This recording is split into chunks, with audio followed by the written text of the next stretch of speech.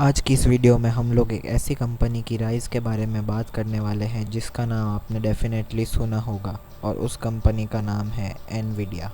चाहे आप लोग गेमर हो, ग्राफिक डिज़ाइनर हो या फिर एक एआई डेवलपर हो, इस कंपनी ने आपकी लाइफ पे कोई ना कोई इम्पैक्ट डाला ही होगा और इस कंपनी के प्रोडक्ट्स आप लोगों के लिए बहुत ही ज़्यादा यूज़फुल होते होंगे। पर क्या आप लोग जानते हो कि ये कंपनी आज ट्रिलियन डॉलर के आसपास है? एक टाइम पर एक छोटी सी स्टार्टअप थी जिसका सिर्फ एक विजन था, ग्राफिक्स को रिवॉल्यूशनाइज करना। तो चलिए आज हम जानते हैं द राइज ऑफ एनवीडिया, उसके visionary founders, iconic products, gaming से लेके एआई तक का इवोल्यूशन और कैसे एनवीडिया ने हर एक टेक्नोलॉजी के मेजर फील्ड में अपना नाम बनाया।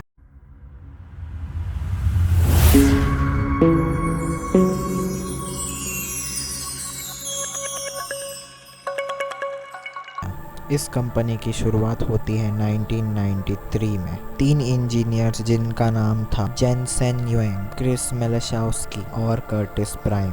तब कंप्यूटिंग का प्रोसेस सिर्फ और सिर्फ सीपीयू पर ही होता था। पर एक दिन इन लोगों ने सोचा कि अगर किसी दिन हम ग्राफिक्स के लिए एक अलग प्रोसेसिंग यूनिट बनाएं तो गेमिंग और 3D ग्राफिक्स की दुनिया बदल सकती है। उनका गोल था ग्राफिक्स एक्सेलरेशन को डेमोक्रेटाइज करना और यहीं से शुरू हुआ एनवीडिया। स्टार्टअप के इनिशियल ईयर स्ट्रगल बहुत ही ज़्यादा था, पर एक चीज़ थी जो एनवीडिया को बहुत ही ज़्यादा यूनिक बनाती थी और वो थे इनोवेशन और लॉन्ग टाइम विजन। 1997 में एनवीडिया ने लॉन्च किया अपना RIV8 128 जो कि एक पॉपुलर 3D एक्सेलरेटर बन गया। फिर आया RIV8 TNT जिसमें 3D एक्सेलरेशन परफॉर्मेंस बेटर थी, but the real breakthrough came in 1999 GeForce 256 जो कि था दुनिया का पहला GPU। एनवीडिया ने बोला CPU is for logic and GPU is for visual computing. इस प्रोडक्ट ने एक नया इंडस्ट्री स्टैंडर्ड सेट कर दिया। इसके बाद एनवीडिया ने कभी भी पीछे मुड़कर नहीं देखा।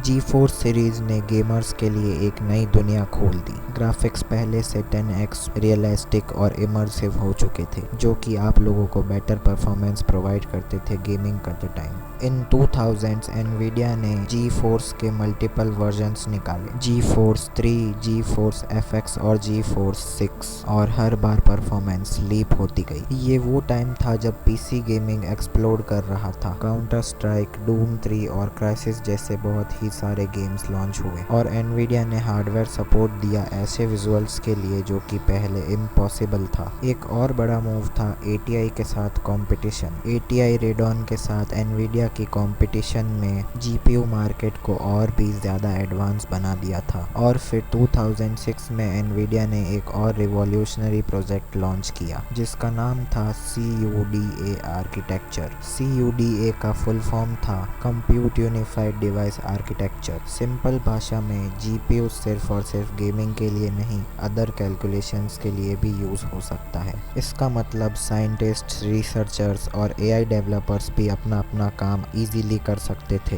ये मूव इतना विजनरी था कि आज भी AI का जितना रिवॉल्यूशन हो रहा है, chat GPT, self driving cars, robot, इन सब के पीछे एनवीडिया का हाथ है। टेस्ला जैसे कार ड्राइविंग सिस्टम्स में एनवीडिया का ड्राइव प्लेटफॉर्म यूज होता है। गूगल, माइक्रोसॉफ्ट और मेटा भी एनवीडिया के प्रोडक्ट ही यूज करते हैं। आज एनवीडिया का मेजर रेवेन्यू सिर्फ और सिर्फ गेमिंग से ही नहीं आता है, और भी बहुत ही सारी फील्ड्स में इनका यूज होता है जिनकी मदद से एनवीडिया बहुत ही ज़्यादा मोटा पैसा छाप रही है। गेमिंग का किंग होना एनवीडिया के लिए एक अचीवमेंट था, पर AI का बैकबोन बन जाना, that's a next level dominance. Nvidia की वैल्यूएशन 2016 से 2017 तक नॉर्मल थी। फिर 2020 के बाद जैसे ही AI बूम हुआ, एनवीडिया ने रॉकेट की तरह उड़ान भर ली थी। 2023 और 2024 के बीच में एनवीडिया ने ट्रिलियन डॉलर्स की वैल्यूएशन क्रॉस कर ली थी और इस कंपनी के CEO जेनसेन युएंग एक टेक विजनरी बन गए।